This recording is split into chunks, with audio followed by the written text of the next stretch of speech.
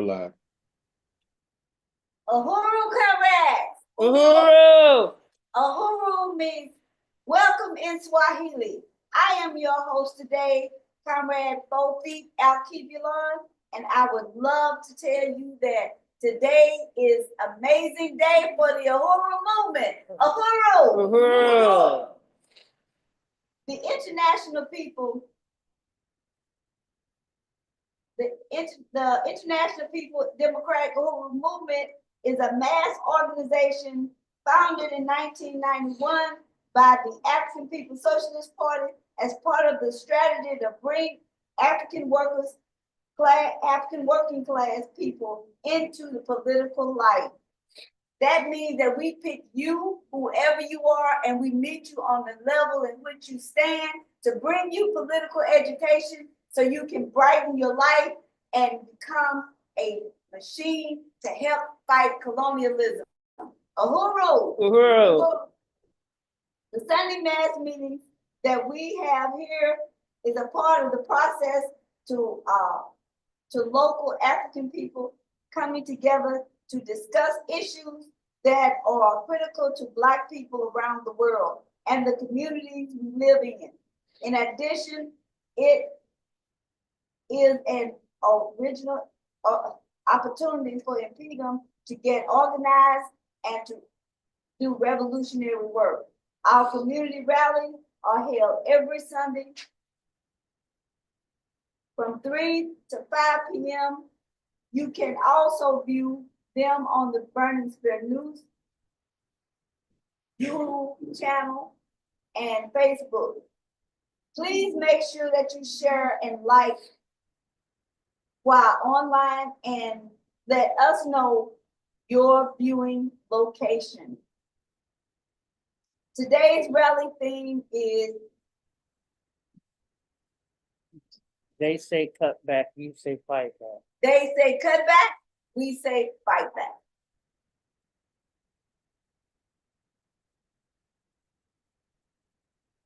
Today, first we ask that you please stand and join us as we sing the African Nation Fight Song. You can see the words right up here in front of you. Following we'll have a brief political education. You can find these on the back of your program. Uhuru. Please stand.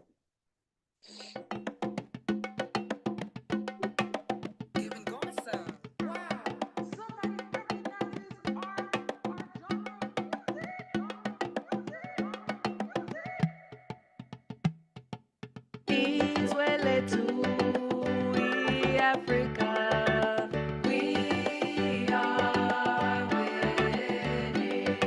Shout Uhuru for our freedom. We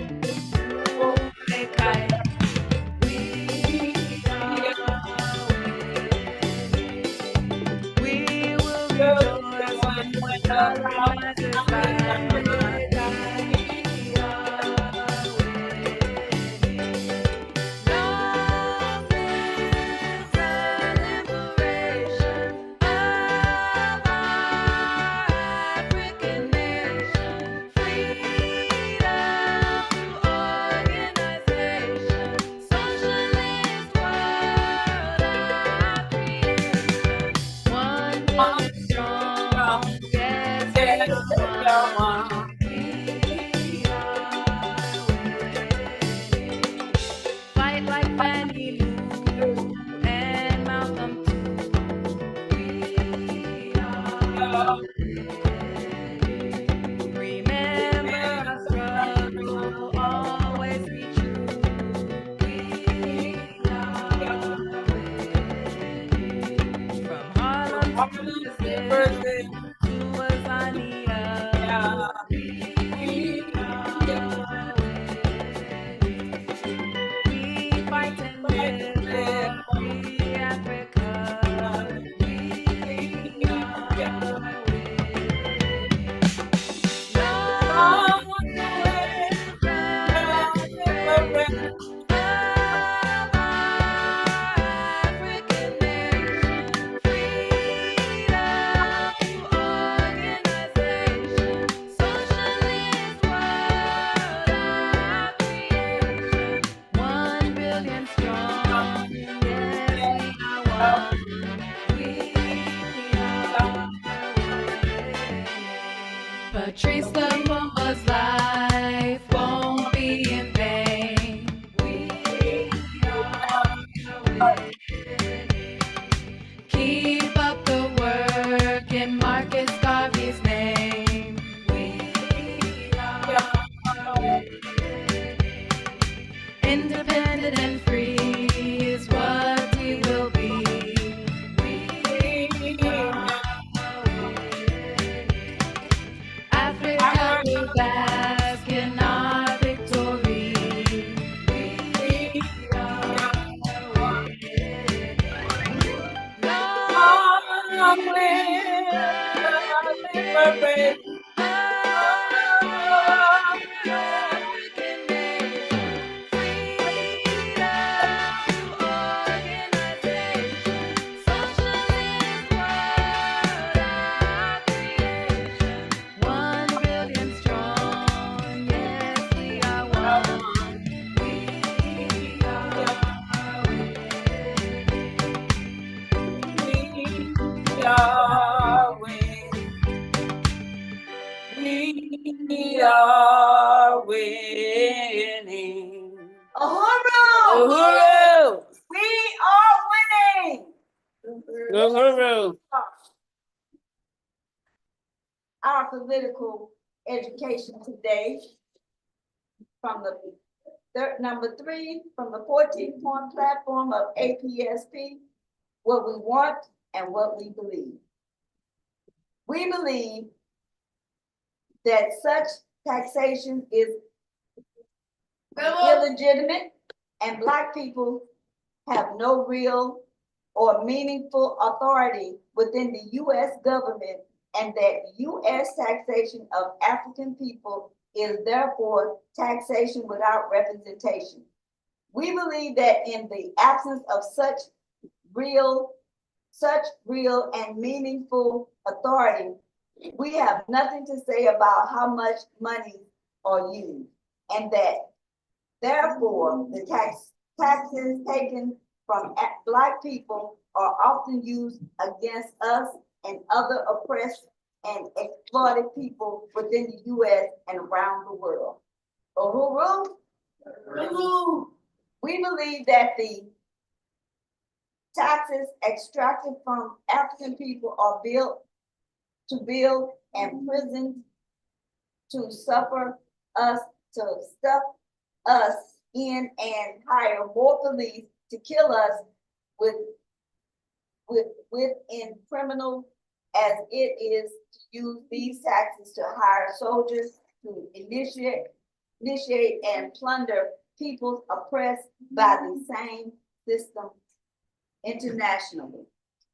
We also believe African people must refuse to pay taxes to a government which uses such taxes to prop up and purpose brutal dictators around the world who will keep their own people oppressed and living in squalor in order to maintain U.S. and Western imperialist economic and political domination. Uhuru? Uhuru.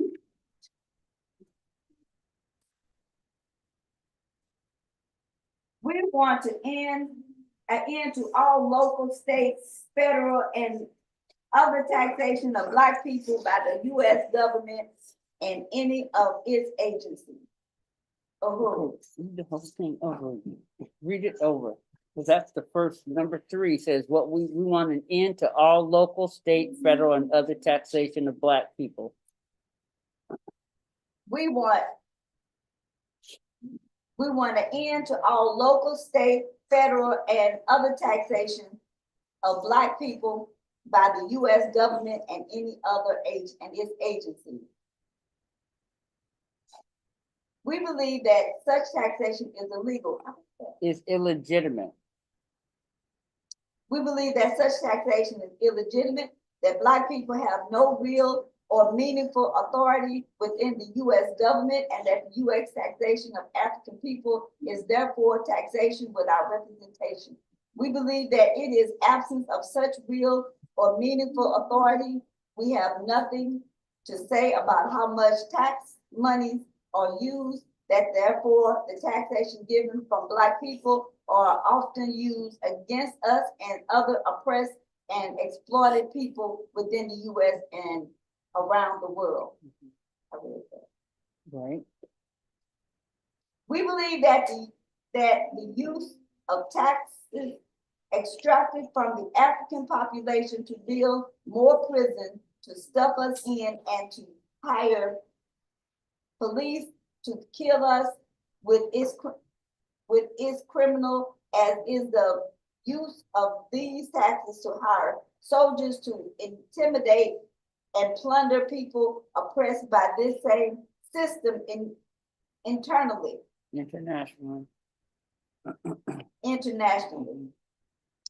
We also believe African people must refuse to pay taxes to a government which use such taxes to prop up and support brutal dictators around the world who keep their own people oppressed and living in squalor in order to maintain U.S. and Western imperialist economic and political domination. Uhuru. Uhuru! Uhuru.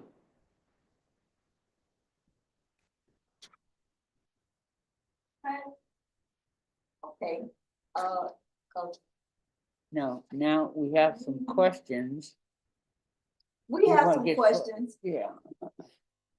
The U.S. government on all levels have no right to tax African people. What's the next point there? The taxation is illegitimate because African people have no authority within the U.S. government and can make no decision on what the government does. This is taxation without representation. Our tax money is often used to attack oppressed people around the world and to keep us oppressed inside the borders of the U.S. African people should refuse to pay taxes also because this government props up non-colonial dictators, neo-colonial dictators to keep African oppressed around the world. That was the main point, main ideas of point number 3. Okay, these are the main points of point number 3. African people do, these are questions now, okay?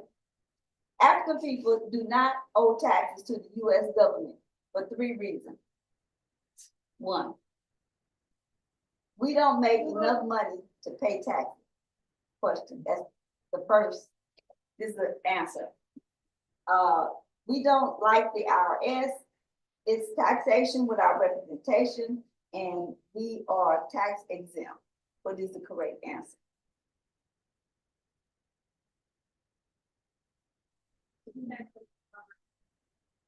Correct. Uhuru.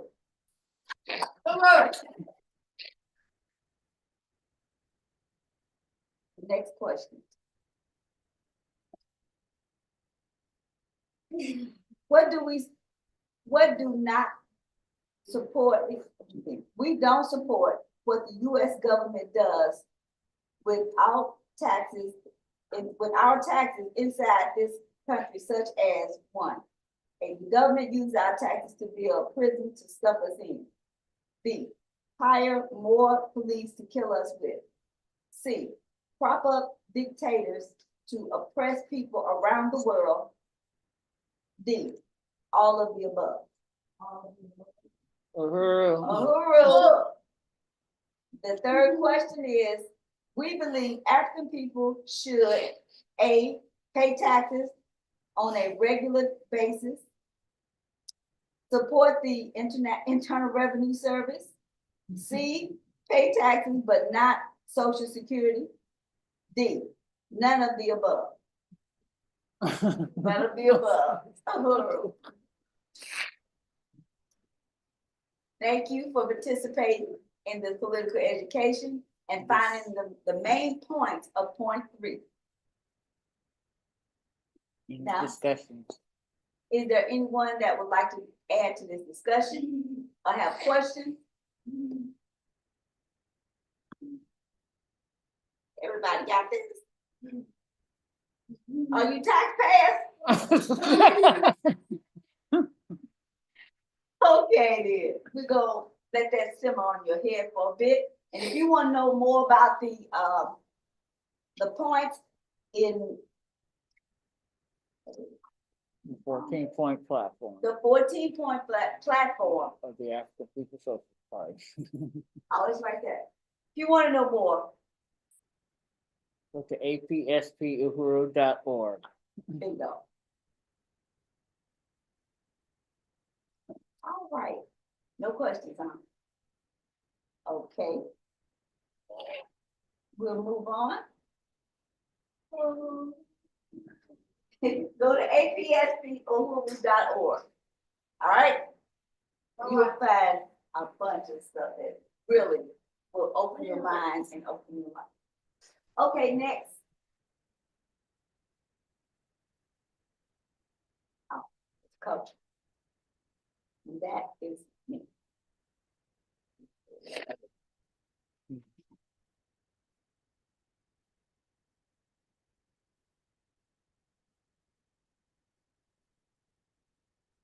Say who you are for the listening audience.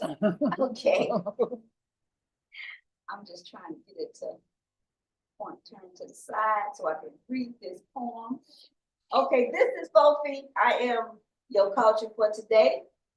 And I wanted to do a piece that was kind of educational for my grandkids for Black history. So they'll get an idea of who they were and not by going through Ancestry or 23andMe. I say, hello, babies of mine. This is a lesson from grandma. I am a stolen African woman born on stolen indigenous land. My DNA is under siege around the world. Words forming deep in my belly speaks of change. I create and throw spears from my mouth in cries of injustice. I have been a revolutionary long before I knew I was. When we have been lied to and bamboozled into a false nationality. We are Africans born in America. Africa is our home. Uhuru. Our ancestors were railroaded here to work and entertain, forced in change at gunpoint. We are the colonial mode of production. That's what happened to African people is called the original sin. Colonialism continues to put their foot on our neck. rewrite our history, and manipulate our future. Revolutionary fighters are born into existence in the struggle to unleash our seeds from bondage.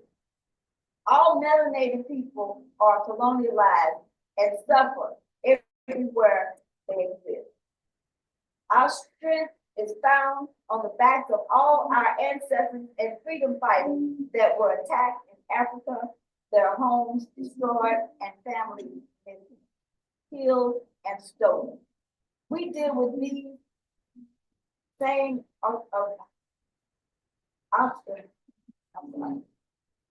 we deal with okay. We deal with these same problems today. Uhuru is freedom in Swahili.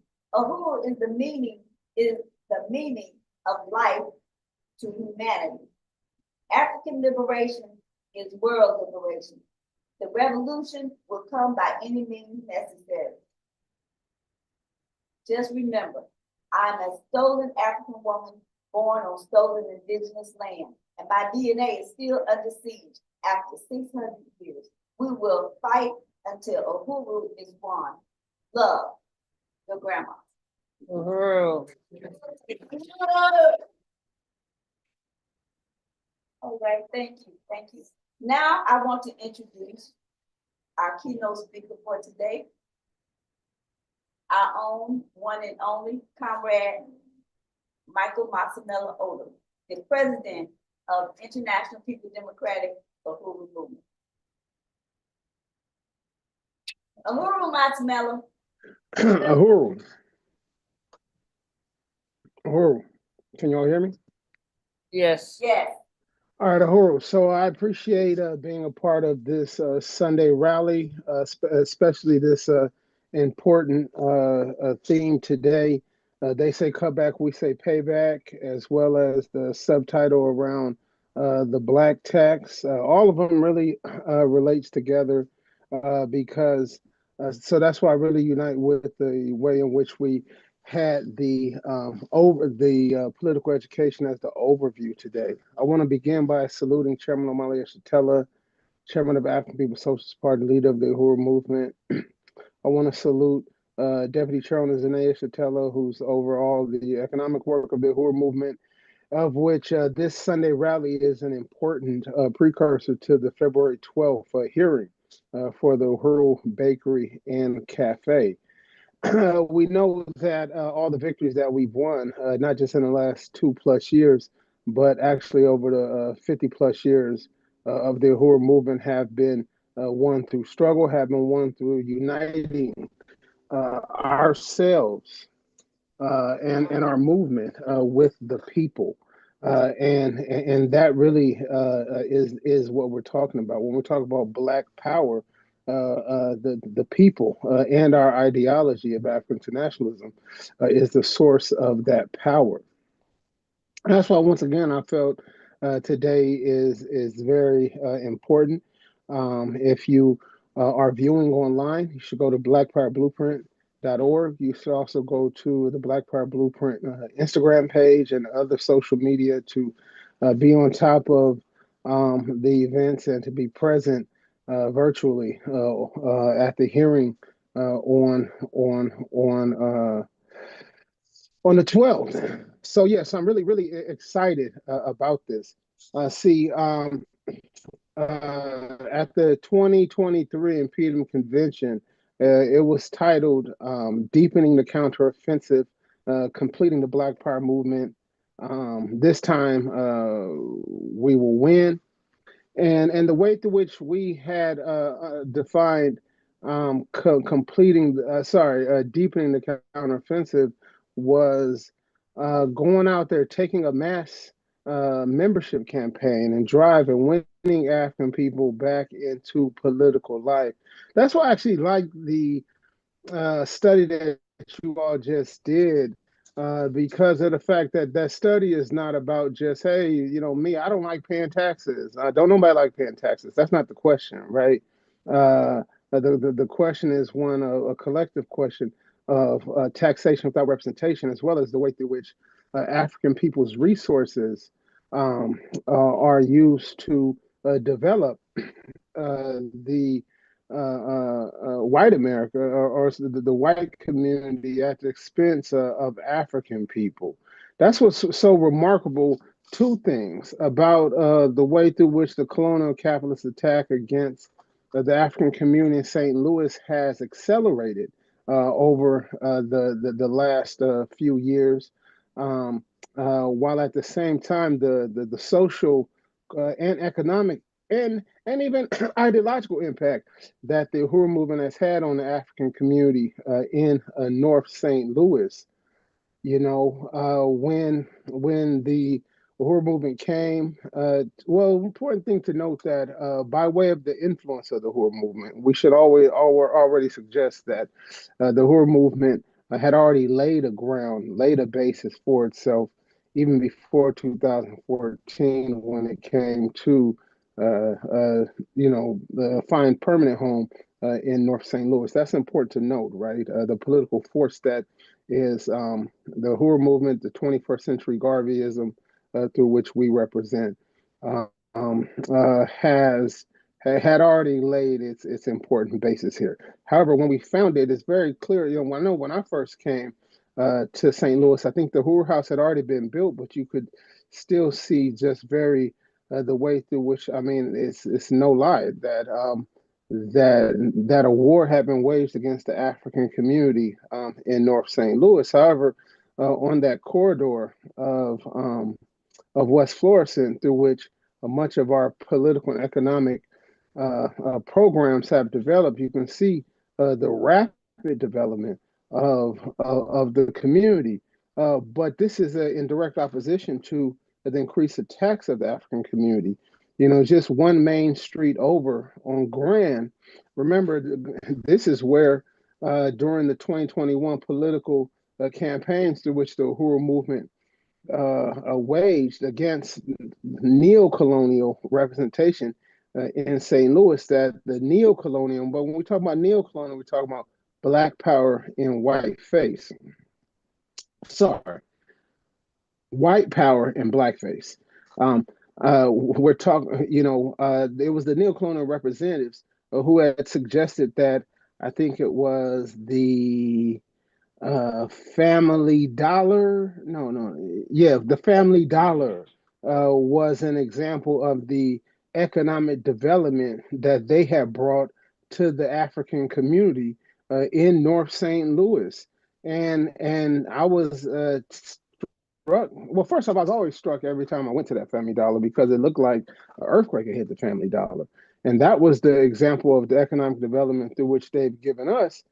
Um, Meanwhile, if you want to go to a grocery store or anything like that, you got to drive to the south side. I think that's where the closest grocery store is, or you got to walk into gas stations, corner stores that look like trap houses, and things like that to purchase, uh, you know, even a can of soda with mold on top of it. I mean, it's increasing.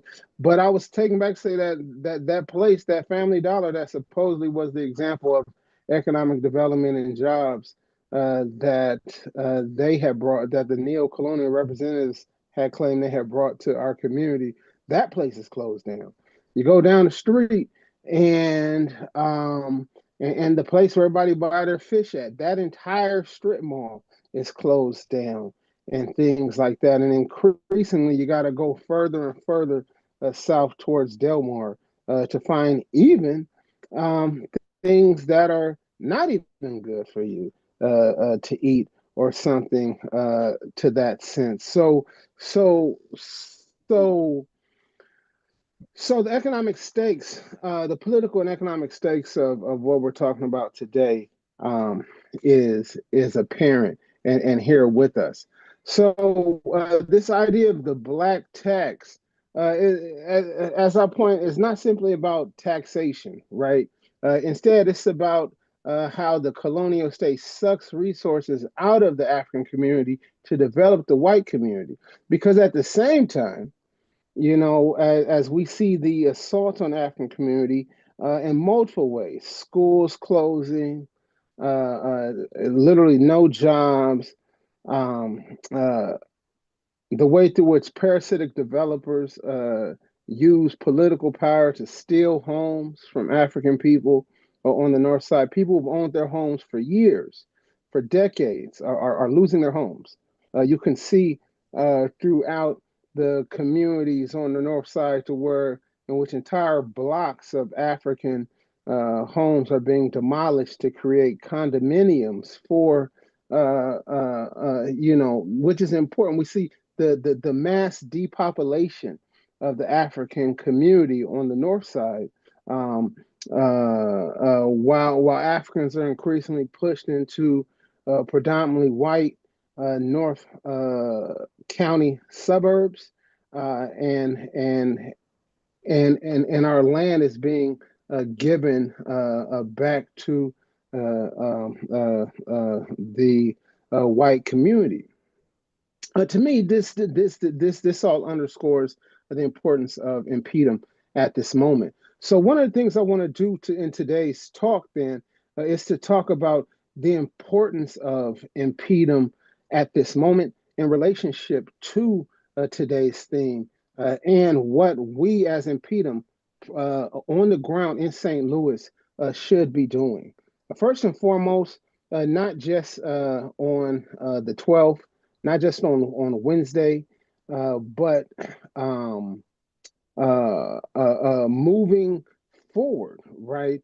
Understanding the unity between the political and the economic, understanding that the political, that the economic work itself that we are defending is the outgrowth of the political work, of the mass work, of the unity of theory and practice of African internationalism. So so if we see, so the goal is to not see simply the victory. Well, yeah. So I don't want to get too rambling, but I'll just continue with some of the main points that I want to speak towards. Like I said, St. Louis has been depopulated, uh, um, mass demoralized. Um, there's a book that I was reading recently. It's called Racial Taxation. There's another one called The Black Tax. And, these aren't African internationalist works. In many ways, they're extremely limited by their liberal analysis, their liberal conclusions. I find it very interesting that they now understand the need to uh, underscore the economic base through which Africans have suffered under white power, and that is not simply. I was watching a professor in preparation for this speak about this. He says, well, it's not simply just, say, bigotry or bad ideas, but he underscores that there's a racial, he underscores that there's an economic base to what's taking place. But then his solutions is just other colonial capitalist petty bourgeois solutions, which are integrationist solutions to make more space in the colonial capitalist superstructure for African people, which the system is falling. The system's in crisis. That's not happening. However, like I said, I think the other point I want to make is that it's also remarkable the way through which, even with this attack against African people in St. Louis, we see the rapid development of the communities in South St. Louis, more buildings going up, more event centers being created, more parks, and more. So as the life for white St. Louis grows, it's clearly growing not just at the expense of, but because of the burdens being placed on the African community. So, like I said, that book that I looked at focused on how racial their terms, not mine, racial categories and racial ideologies have shaped tax policies and public finance systems throughout the U.S. history, and that tax itself was a way that, like, taxation against the African community was the way through which the white community began to develop for itself. However, um, we know that that is not simply the only, you know, well, now I want to transition to the next point, moving from this black tax to they say cutback, we say payback. Because while liberal forms of taxation might have been a previous policy, we know that another wave of assaults against the African community increasingly has been the um, cutbacks on public resources, cutback on education, cutbacks on healthcare, and that really is a trick. That's really a trick being posed on African community, trying to make us defend these liberal measures that didn't serve us in the first place. So we see people talking about defend welfare, defend public schools, defend this, but what we're saying is no, right? What we're saying is to fight and to struggle for African self-determination, to fight and struggle for African self-reliance. That's why, to me, even before the reelection of Donald J. Trump, I really began to look back towards the 1981 Bread, Peace, and Black Power campaign waged by the African People's Socialist Party and coming out of the 1981 Congress, and thinking about the ways in which it relates to the work of the International People's Democratic Uhuru movement today. Because, as Chairman writes inside An Uneasy Equilibrium on the history of the African People's Socialist Party, he outlines the importance of that period. That's the period in which the party went into Oakland, California, and that there were two forces that, which really makes us think about the positioning of the Uhuru movement in St. Louis right now. There was two forces that the party was struggling against, right? Of course, a very reactionary form of white nationalism underneath the presidency of Ronald Wilson Reagan, who had put forth, the first person to put forth a platform to make America great again. Oddly enough, part of his platform then and part of the platform now was to take back the Panama Canal and so many other things, but also was governed, it was really defined by an attack against African poor, the African working class. During that time, with slanderous notions of welfare queens and young bucks driving Cadillacs and all this other sort of stuff, as well as George Duke Majan, who was the governor. But then there was also the sort of neo-colonial African leadership in Oakland. And this is interesting neo-colonial leadership because it wasn't just a suit and tie sort of black capitalist neo-colonial leadership. This is sometimes red or even a red, black, and green neo-colonial leadership. Both of which, neither of which had a platform for African self-determination. And in but never but it's underneath those conditions that the African People's Socialist Party and the Uhuru movement came with the slogan, they say cutback, we say payback. Something to the extent of like, to hell with food stamps, we want reparations now. And that's important, right? When we look at the Revolutionary National Democratic Program of the International People's Democratic Uhuru Movement, crafted some 18 years ago by the African People's Socialist Party and African Socialist International, we see the a section of the RNDP. Essentially, I won't read all of it right now, but sections like 34 through at least 39, which speak towards the importance of reparations and economic development. It begins with this question, with the demand that we demand the nationalization and unification of strategic components of the international African working class, and that 35, we demand the exemption of all African people within North America and elsewhere from paying taxes to the US and other imperialist governments, which these oppressor nations use to further enable our colonial domination as well as the military domination of colonized and other oppressed people around the world. Such domination includes mercenaries and who operate in the interests of the U.S. imperialism, which are funded by U.S. tax dollars. It goes on to demand the meaningful the economic development and true economic development for African people and African workers inside the United States and outside of the United States, which to me really speaks towards the importance of InPDUM at this moment. And InPDUM taking up this slogan, they say cutback, we say payback, and also the defense of the economic work of the Uhuru movement.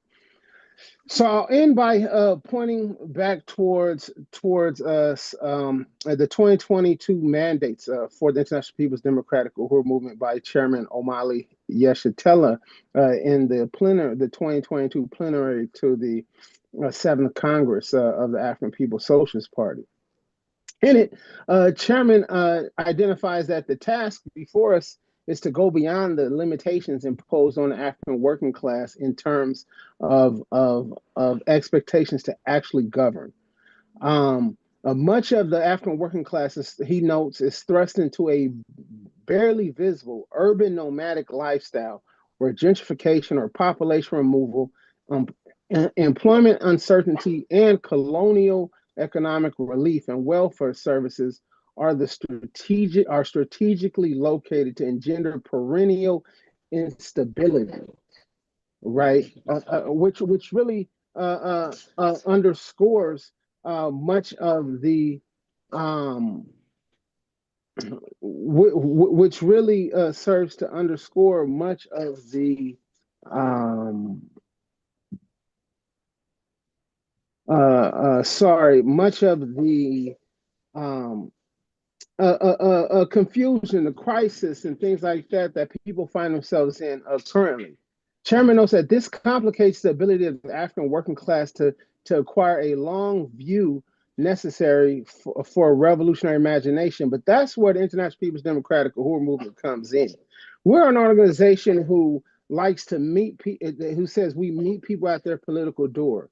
Another part of that of that 14-point platform study that y'all were looking at um, uh, ask us to consider ways in which that point number 3, relates to the work that you're involved in, and how a better understanding of that point allows us to engage in the campaigns and struggles that we're leading right now. And no more important struggle for InPDUM on the ground right now than the defense and of the opening of that bakery. You know, there was someone who emailed me, and they might even be in attendance right now. They emailed us a couple weeks ago after an alert went out for the Sunday rally around the opening of the bakery, and that person has said that they lived in the community for like 50 years, and that there's absolutely no reason why that bakery shouldn't be allowed to open. Well, one reason why we know they would attack the bakery isn't because of the fact that they don't know that African food services, African access to healthy, clean food is limited all throughout North St. Louis. They know that, but it's because of the criticism of the opening of that bakery, wages against white power, and the political way forward that bakery represents. Chairman notes that this then sort of speaks toward, as revolutionary cadres, we have to be one with the masses of our people, right? That email represents the unity of the masses, but that represents one of tens of thousands of people throughout St. Louis that we have to go out and win, right? He says we have to take organization and political ideology and clarity to our people wherever they are located in all circumstances. However, to be most effective, our leaders must develop the capacities to stabilize our work and to assist the African working class to acquire that long view, to be able to actually envision the defeat of our colonial oppressors and seize the reins of powers in our hands.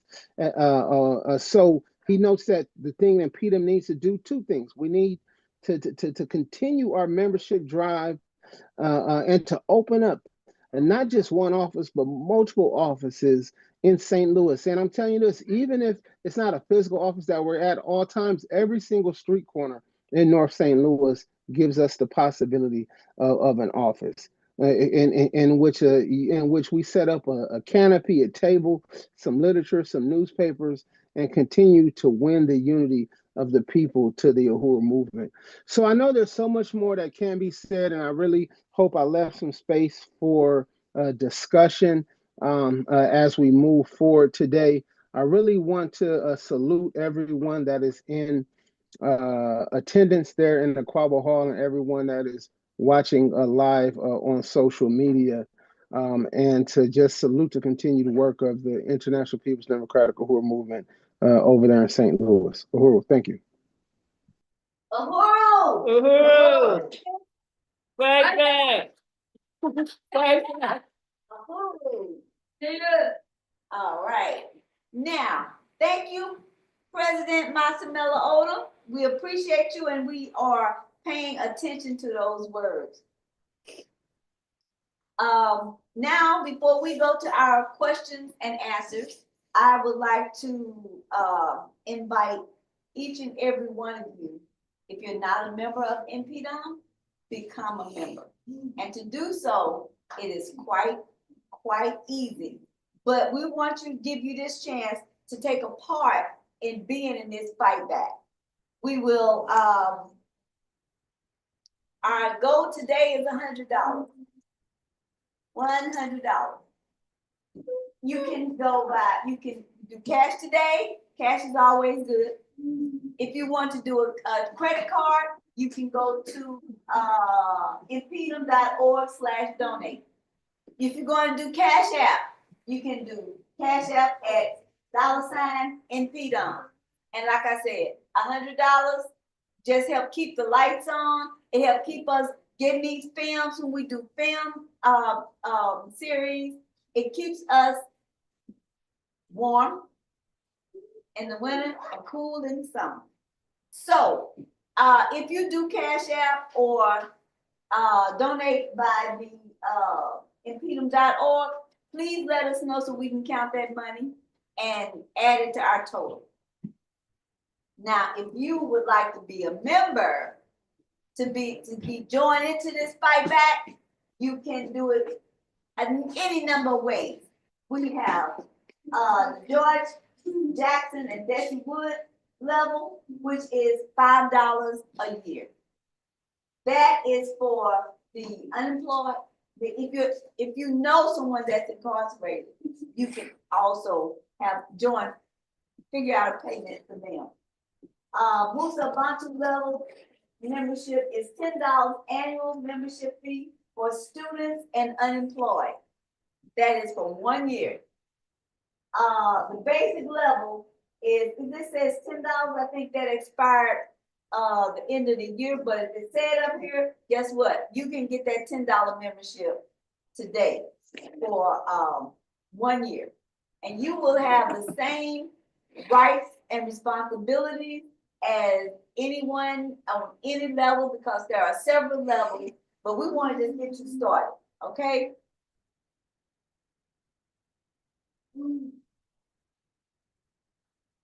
Tell me, is there anybody that's not a member of InPDUM?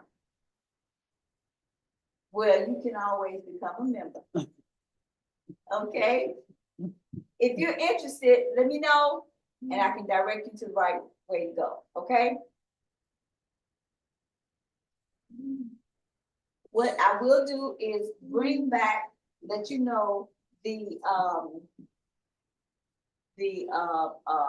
goal, if we made our goal or not.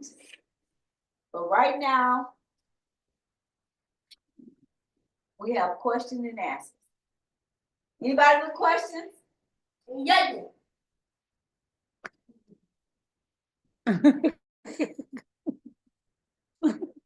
Maybe Solomon has a question. There's, Uhuru. Oh, So I want to salute Comrade Sophia. Is Solomon Sophia's son? Yeah. yep. All right, yeah. So I want to salute Sophia and see what Sophia, because Sophia is the one who brought the idea of today's Sunday rally forward in the local meeting. So I want to see if Comrade Sophia had any points or any questions that she wanted to bring forward as we tie together, these different themes. Really that they say cutback, we say payback. So want to just see there.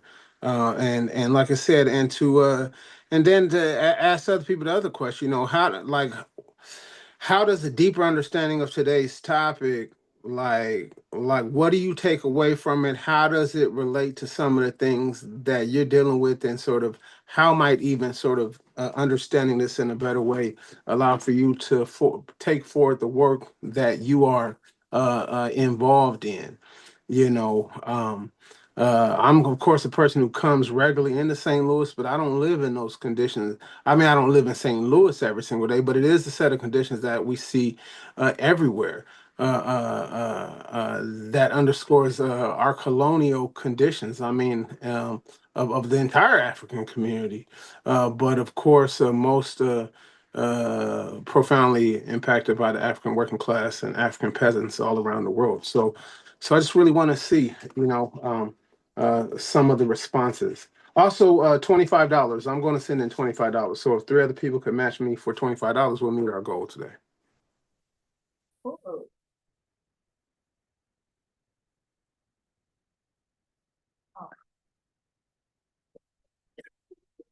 Who is that? All right, Brother Gregory. All right. All right. Yeah, I asked a question and I'll make a comment.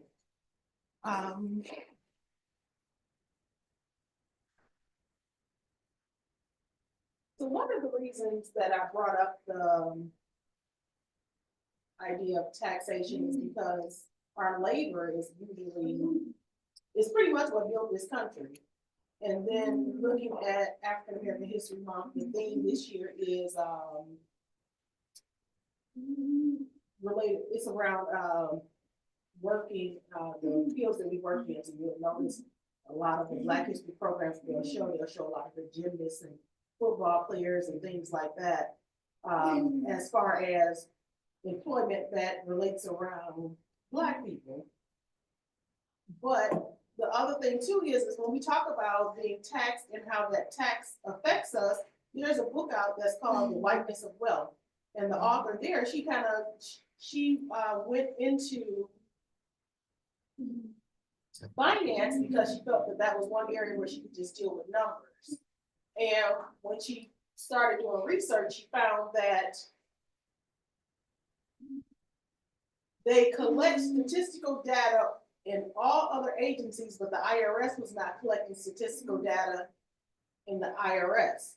And when she started looking at that information, I think it's maybe only in her state, she was explaining that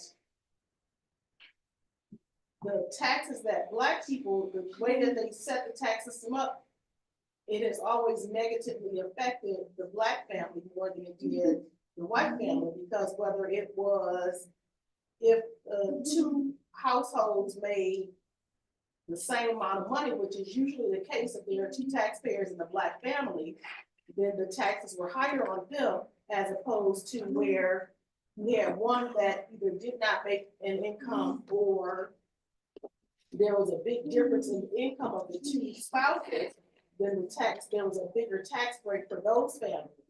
So they don't use it just for imprisoning us and brutalizing us and different things like that. They also use it to we already have very little, and then they're still using it to extract even more out of us. My question would be is, what does that process look like of getting to that point of no taxation? Because to me, that was always a thought when we talked about reparations, is that we didn't have to pay taxes out of our paycheck, as well as when we go to the stores and different things like that. That is a relief right there. It's not gonna solve a lot of the history and all of that, but that's a start, and that helps a whole lot, because just thinking about how much you're paying in taxes every year on top of, first you get the money, they tax the money as you make it, and then when you go to spend it, you gotta be taxed again. So what does that process look like? I guess to make sure my question was heard. So what does that process look like of getting to that point?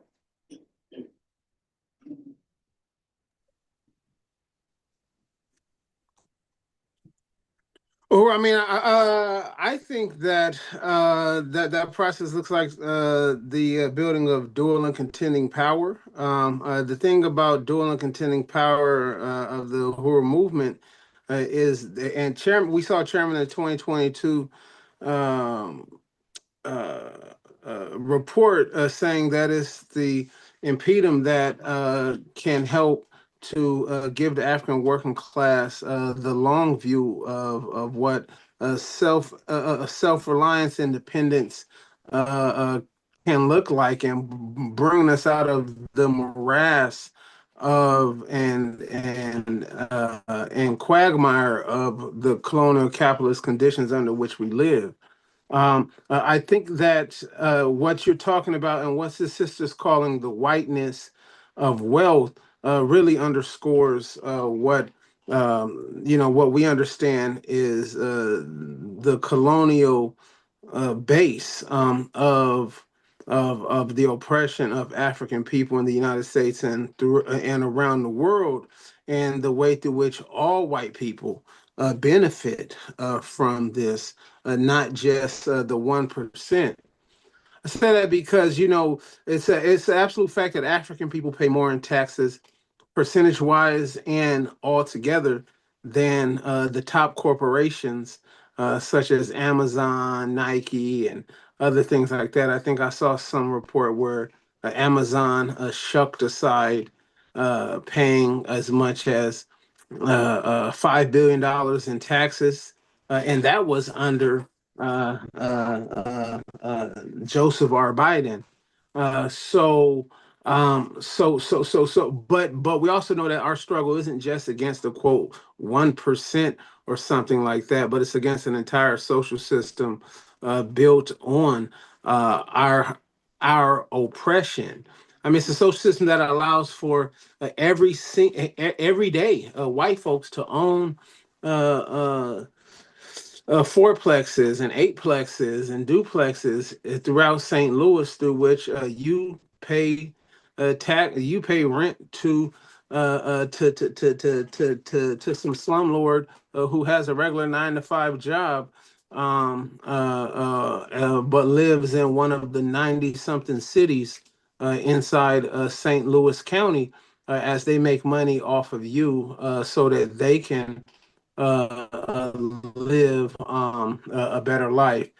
Yeah, but what does that look like? It looks like, like I said, the Black Power Blueprint. It looks like the Hura Foods and Pies. It looks like our long history of economic development for the African community. I think it also looks like, us, the reason why we do our own calls for resources at these events, right? Because like you said, Africans pay taxes. Don't matter if you exempt, don't matter if you get a tax refund or something like that. Every time you walk up the street to pay twice or 3 times as much for a quart of milk than it costs at Schnucks, even though that quart of milk is about to expire in less than 4 days.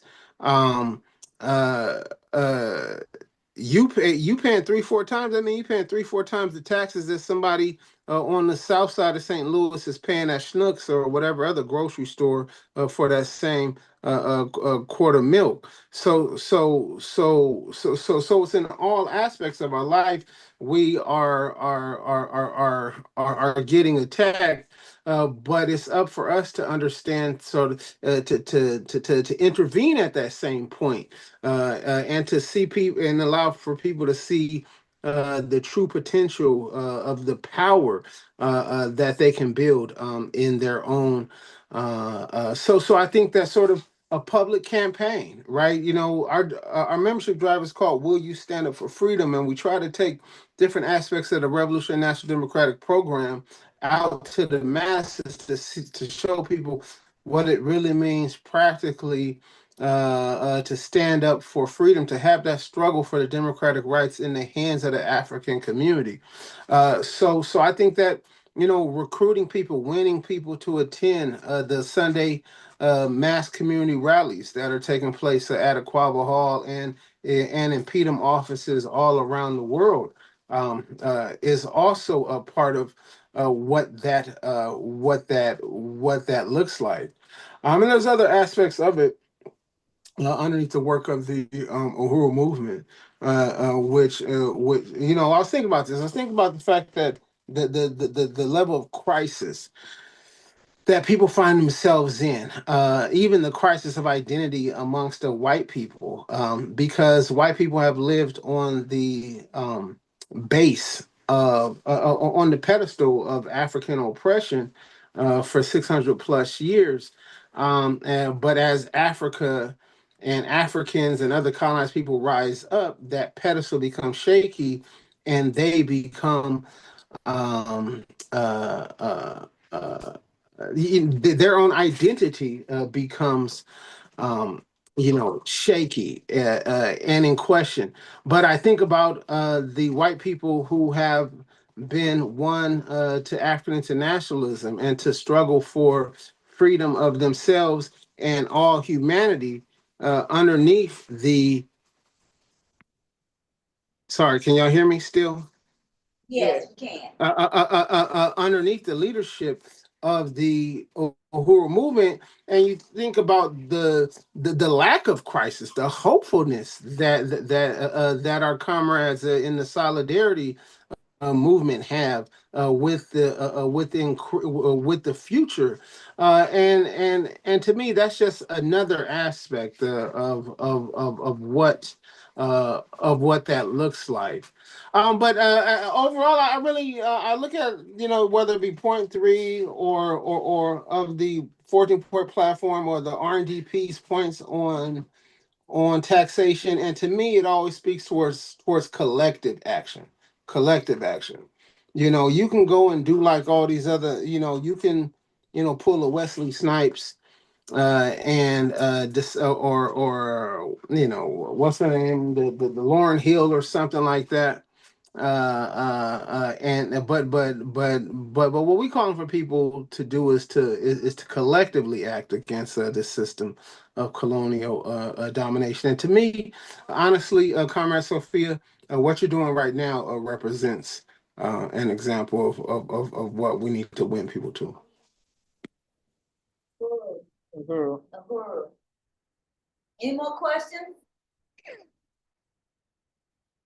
Um,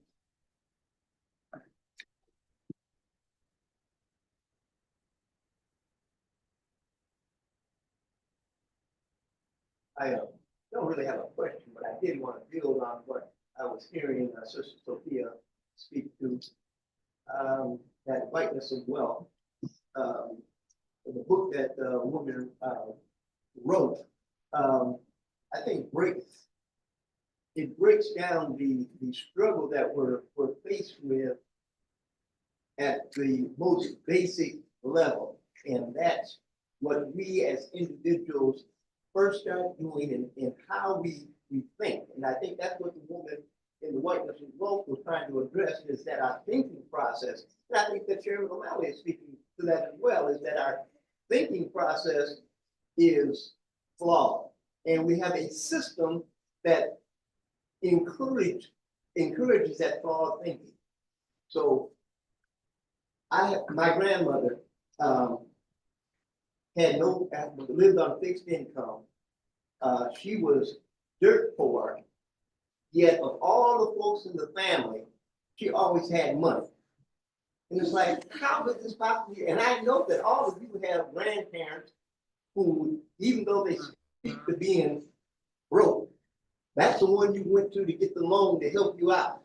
But we never asked the question is, how is it that they have money?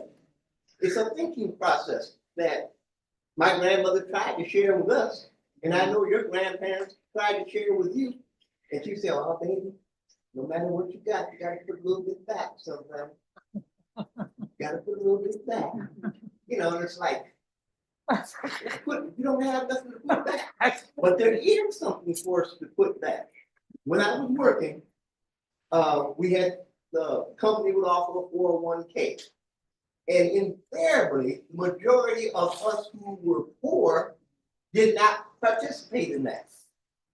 And the reason that we gave was that, oh, I need my money. But see, I learned from my grandmother that whatever amount of money you have coming in, that's what you learn to live on. So if you put something back, you're not living off that, you put something back. You're living on that what you got in. And we need to start thinking differently on how we're going to face this corrupt system that we have here. It's working against us. But as long as our thinking process is one that doesn't allow us to really evaluate what we're doing, and I would suggest that Sister Sophia, that maybe sometime during the week, you would bring forth some of those books that you're reading and we can have a real discussion. Because we do need to have a discussion to resolve our problems. It's not going to be a quick fix. Nobody's going to come across with a magic wand. Brother Odom, I'm sorry taking up your time here. No. Honestly, that was spot on. That's what's spot on. And I think you're absolutely correct. See, there's, I really appreciate the way to which Chairman has always identified the process of integration as an anti-independence position. I think what you're talking about was a moment through which Africans clearly understood, despite the position of at that time, which would have been Jim Crow conditions of African people, the role of self-reliance, self-determination, and things like that. To me, what you're talking about that allow for, like you said, your grandma, or I remember, even being a young African going to church and finding a lady and really assuming that these people, like how they gotta, they always had some money, or like if you couldn't do something for school, they was able to reach in and find some and help out and things like that. What people call mutual aid or mutual support, the way in which all that was bound into the work. That's why I want to speak of what the Black Power Blueprint, or no, the campaign that we have in the Uhuru movement called Buy Black Power. We say don't just buy Black Power. And I think that really underscores what you were talking about, the fact that when you invest in the community that's giving back, you're investing in the capacity for us to do for ourselves. Now, what I know some of the Black petty bourgeois merchants have always done is try to really utilize a sort of African patriotism to just make them rich, right? But then they go and take that resources and don't place it back into the community. But instead, what we're putting for, what I think you're suggesting, is an economic program of which, by investing in our community, we're also investing in the ability for us to continue to do the political work of furthering our community. Absolutely. And we've had organizations and businesses in the community that have contributed to Uhuru, and we need to know who those are so we can, in fact, support them and let them know that's why we're supporting them. So Right. that will become an outreach for them to say, hey, we can give more. So we're putting together, we're making the community working. Now you can't, I'm not gonna tell anybody, don't use Walmart or Costco for some things, but see, we can all choose to spend some time and money with a particular organization and let them know that. I have a black both a laundromat and a cleaners that I use religiously. I know I can go elsewhere and get my clothes cleaned cheaper, but I'm making a conscious effort to support them because they support our community. Right. That's it. So I think that and that's why I'm really excited about the creation of the Northside Independent Neighborhood Association and the way through which in this campaign we're speaking exactly towards what you're talking about. So yes. That's those are all important ways forward that I think you've identified. Uhuru, Uhuru. Are there any more questions or comments? I think this is getting hot, y'all. No more comments? And I just want to say both Comrade Sophia and Comrade Reed are both InPDUM St. Louis members. So you know you got some stuff to work on. All right here in St. Louis. I would like to bring Comrade Ciali up. And we made $105 donation. All right, we made our goal, and I want to thank each and every one of you. Uhuru. And thank you, Comrade President Montanello. Oh yeah, thank you, and thank you to Comrade Sophia and the comrade who came up. What was his name? Gregory Reed. Oh, that's Comrade Gregory. Oh, I know who you are, Gregory Reed. Right on, Comrade Gregory Reed. Yeah. Right on. It's good to put a name with a face. So yeah, and I like what you talked about the study group that can be done because that's one of the ways forward. A local study group. So right on, and I want to pass to Comrade Ciali. But yeah, Uhuru. All right, Uhuru. Uhuru. So just wait on that slide. So as you can see, we need everybody's support. So we want to, we plan to attend the hearing in a way so that we can have a lot of people on. So that is the big push, is to get a lot of people to show up on the Zoom and to support Uhuru Bakery Cafe.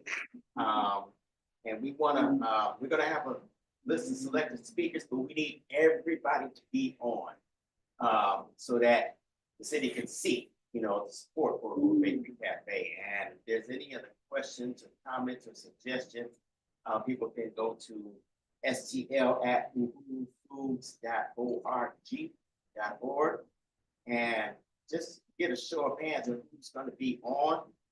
If I can get a show of hands, it's like everybody pretty much is going to be on as well. And I just want to say real quick on that, we want the city to see a lot of people because we want to kind of like put it in their brains that, oh man, they got a lot of support. We try to, go other than giving us the permit. There's going to be some even bigger fight back coming, So we want, everybody to be able to participate in this. And then next slide. So we hired an attorney to represent APEDF at the hearing. So again, we need everybody to show your support and also donate at apedf.org and contribute to the legal fees. Because this is the fight that we've been fighting for many months now to get this building open, and now we got legal representation to let the city know that we are not playing. That's the critical thing. We are not playing, and the city is not used to anybody fighting back. And you can see that the more the fight back, the more contradictions come out from what the city's been doing and covering up and hiding for so long. So, you know, again, it's an all hands on deck situation to get everybody to be on the Zoom and to show you support.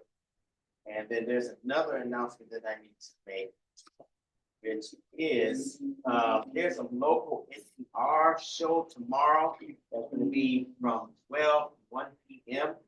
And this is a call-in where people can call in their support for Uhuru Bakery Cafe. And there's a number, and it's a St. Louis on the air NPR. It's 314. Hang on 1 second, wait, so it's the right. 314. Yeah, 314-382 Mm-hmm. 8255. And then there's a link. It's talk, TALK, at stlnpr.org. And what There time? That's Is there a from 12 to particular 1 time? p.m. Central on Standard Time? Central Time, yeah. And there's going to be a script that will be shared, you know, amongst everybody that you can use to, you know, voice your support. And this is also a good opportunity for probably to see if we can get an interview as well on that. So just want to put those two things out and the group. Uhuru.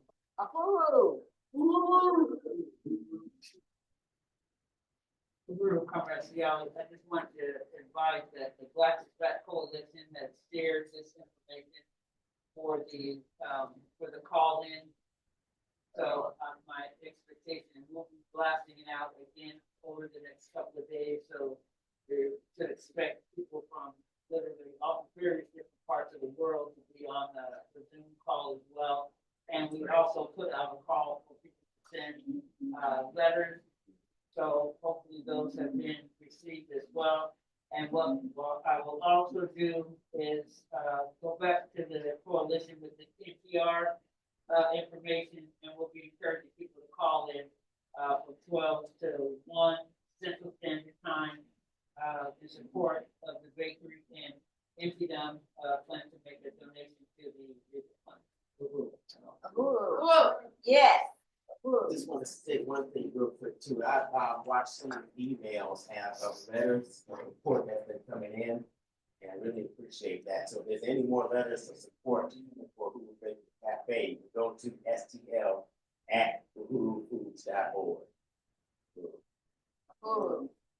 Thank you, comrade. Now I want to bring Sophia up for the announcement.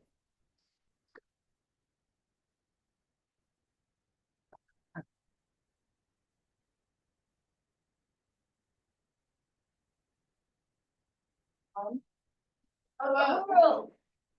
We got one announcement on the screen. I don't know if I'm reading from there or not. Okay. Okay, so the first announcement is about the Black is Back. Can they see it online? Mm-hmm. Okay, you can see it on the screen.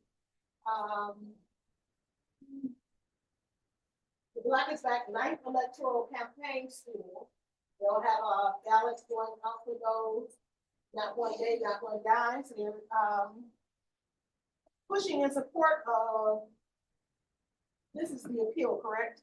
No, that's our theme. The theme is the ballot and the bullet, not one day, not one dime, no compromise, no surrender. So not one day, not one dime, no compromise, no surrender. They'll be pushing that announcements out. You can go to the blackisbackcoalition.org to find out more and to sign up. And it'll be from April 12th and the 13th, 2025 at the Aquaba Hall here in St. Louis at this location where we are now. So if you want to register, you can go to https://TURL.com/BIB9elect to get registered for that, or visit the website. The next one is the Burning Spear. We're asking everyone to order their copies today, get your subscriptions. We currently have the February issue is out, which I'm not sure if that shows up clearly. but it's Uhuru leads the fight for real Black power in St. Louis. The spheres are generally $1. You can go ahead and get a bundle subscription so that you can also get those out to your community. So wherever you are, you can get your subscription where you can get it a physical copy as well as a digital copy. You can visit theburningsphere.com to sign up for that and place your order there for that. And then every Thursday, InPDUM has a study where we do kind of go through different points related to InPDUM and the fights and the different things that are going on now. And this coming study will be starting this coming Thursday. Is going to be centered around the history of the movement. So you want to make sure you get in on that. That'll be Thursdays. It's through a Zoom link. So wherever you are, in whatever state you're in or whatever country you're in, we have people from all around the world that attend those studies, and you want to make sure you copy in on that as well. So you can go to, I think it's InPDUM.org and sign up for that so you can get the notifications about those meetings there as well. If you need to, just go ahead and submit a question online. If you can't find it, we'll get back with you on that. And then one other thing is we need you to help build the Sunday rallies. So the information that you're getting, if you find it valuable and you know of other people who would also find it valuable, notify them. Because again, if whatever state you're in, they can watch it online just like you're watching it online. If you come across it after the airing of the show, we have it generally every Sunday at 3 p.m.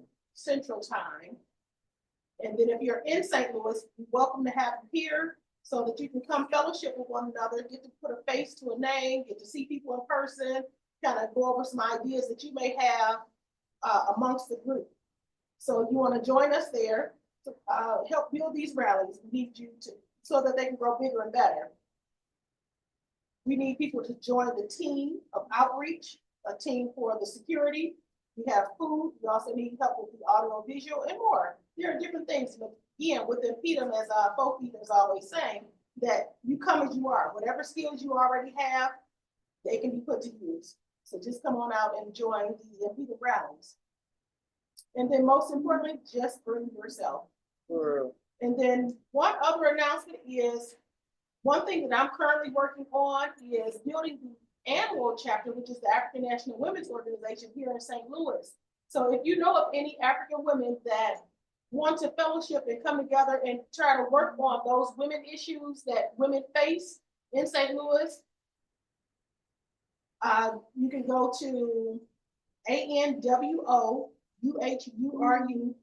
Uhuru.org to sign up. We have various levels of membership, starting as little as $25, a one-time payment of $25, up to sustaining members who pay monthly to help out the organization. One big project that we have going on right now, or one push that we have, is to get the Liberty Center open and get that fixed up. So we already did the phase 1 where the roof is on there. So now we're working on phase 2 to kind of get the inside of the building rehab so that it can be a center where women can come together and heal, develop solutions, and just other things. It's not just for the women of Animal, it's for the community. So we're looking for people that want to help. You can go to the ANWOUHURU.org to pledge a donation to help with the Liberation Center, or if you just want to help build the party. But the biggest thing that we need is we need the people, the hands-on people to come in and do the work. We're trying to build the chapter.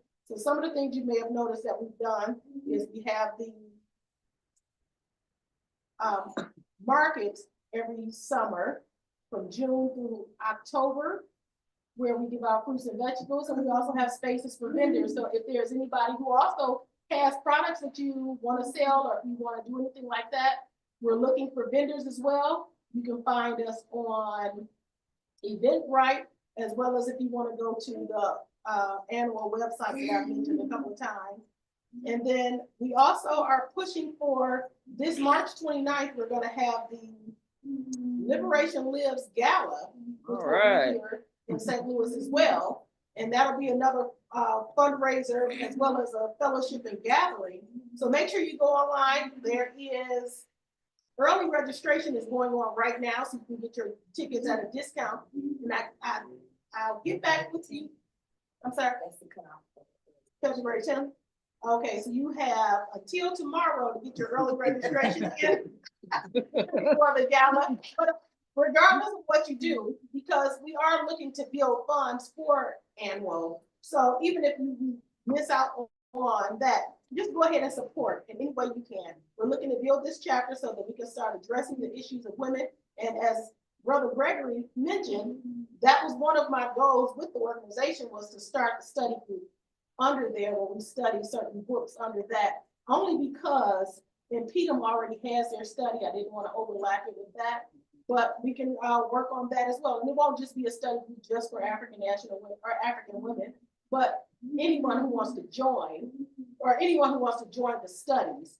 But that's one of the goals of that. So, but we do need people to join. So we need more members.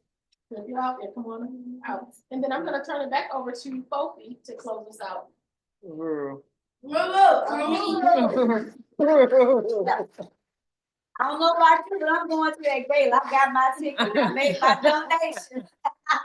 So, I am a lifetime member of Annual, InPDUM, and ABDAP, and a forever member of African People's Socialist Party. So, come. We need you, we want you, and you need us, whether you know it or not. But if you join, you'll find out, wow, what have I been missing out on? Okay. I would like to say, I think I said we made our goal with $105. And I appreciate each and every one of you. And the young lady in the back that wanted to talk about membership, I haven't forgot you. I got you right here. And we do need you.